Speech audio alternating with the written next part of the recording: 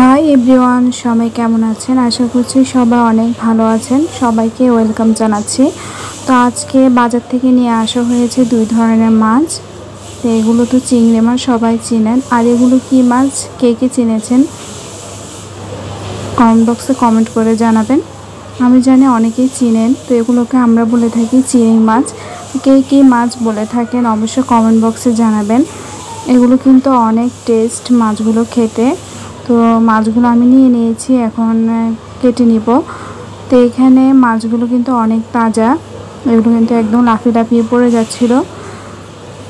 তো এই মাছগুলো এখন কেটে নেওয়া হবে। তো তার জন্য এখানে আমি আর আমার শাশুড়ি মা বসে পড়েছি। তো শাশুড়ি মা চিংড়ি মাছগুলো কেটে দিবে আর আমি চিংড়ি মাছগুলো খোসা ছাড়িয়ে নিব। তো মাছগুলো এখন কেটে নেওয়ার জন্য বসে পড়লাম। এই যে উনি কেটে দিচ্ছেন। আর কে কে মাছকে কী নাম বলে থাকেন এবং এটা খেয়েছেন কিনা অবশ্যই কমেন্ট বক্সে জানাবেন। আর এগুলোর ভিতরে কিন্তু ডিম আর তেলও হয়েছে। তো এগুলো আলাদাভাবে নিয়ে নেওয়া হবে। ওগুলো রান্নার সময় দিলে কিন্তু অনেক টেস্ট হয়। তো তার জন্য এগুলো আলাদাভাবে উনি নিয়ে নিচ্ছেন। তো সবগুলো মাছই এভাবে পিস পিস করে কেটে নেবে, যেহেতু এগুলো একটু লম্বা টাইপের মাছ। তো তার জন্য এভাবে ছোট ছোট পিস করে রান্না করলে কিন্তু খেতে অনেক দারুণ লাগে।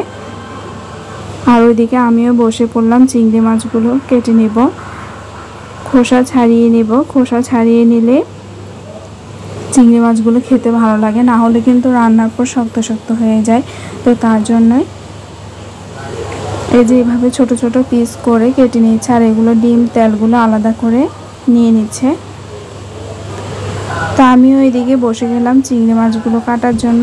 তো আমার কাছে যেহেতু বটি নেই, তো তার জন্য আমি হাতে এভাবে খোসাগুলো ছাড়িয়ে নিচ্ছি।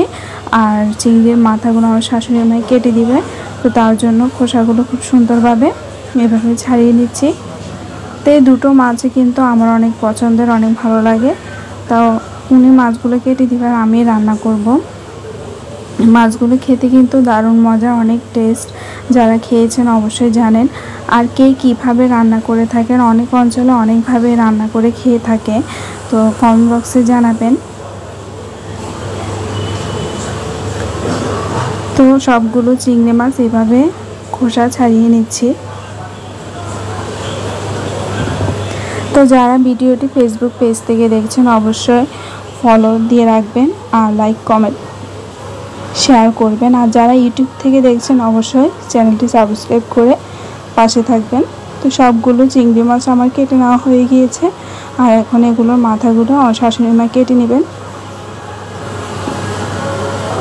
তো দুজনে মিলে মাছগুলো কেটে নিয়েছি, তাহলে কিন্তু ঝটপট কেটে নেওয়া হয়ে যাবে। তো এইদিকে আস্তে আস্তে সবগুলো মাছই কেটে নেওয়া হয়ে গিয়েছে। তো এখন আমি চলে আসলাম মাছগুলো ধুয়ে নেওয়ার জন্য। তো মাছগুলো যেহেতু একটু পিচ্ছিল টাইপের, তো তার জন্য আমি আগে লবণ দিয়ে খুব সুন্দরভাবে একটু ঘষে নিয়েছিলাম। এখন একদম পানি দিয়ে ভালোভাবে ধুয়ে নিয়েছি। এইভাবে নিলেই কিন্তু একদম সুন্দর ক্লিন হয়ে যায় আর মাছে কোনো আষ্টে গন্ধ থাকে না, খুব সুন্দরভাবে পরিষ্কার হয়ে যায়। তো এইভাবে আমি বারবার পানি দিয়ে খুব সুন্দরভাবে ক্লিন করে ধুয়ে নিয়েছি। আর এখানে মাছের তেল আর ডিমগুলো ধুয়ে নিলাম। তো এখন আমি রান্নার জন্য চুলোতে কড়াই বসিয়ে দিয়েছি আর তেল দিয়ে দিচ্ছি পেঁয়াজ কুচি। তো রান্নাটা আমার এইভাবে রান্না করলে কিন্তু মাছগুলো খেতে দারুণ লাগে। তো আজকে ওইভাবে রান্না করছি। তো পেঁয়াজ কুচিগুলো তেলে দিয়ে খুব সুন্দরভাবে ভেজে নিচ্ছি। এখন দিয়ে দিচ্ছি কয়েকটা কাঁচামরিচ ফালি করা, ওগুলো তেলের মধ্যে দিয়ে ভেজে নিচ্ছি, তাহলে খুব সুন্দর একটা স্মেল হবে। আর এখন দিয়ে দিচ্ছি সামান্য পরিমাণে পানি। তো এখন একে একে মশলাগুলো দিয়ে দিচ্ছি। দিয়ে দিলাম হলুদ গুঁড়ো, মরিচের গুঁড়ো।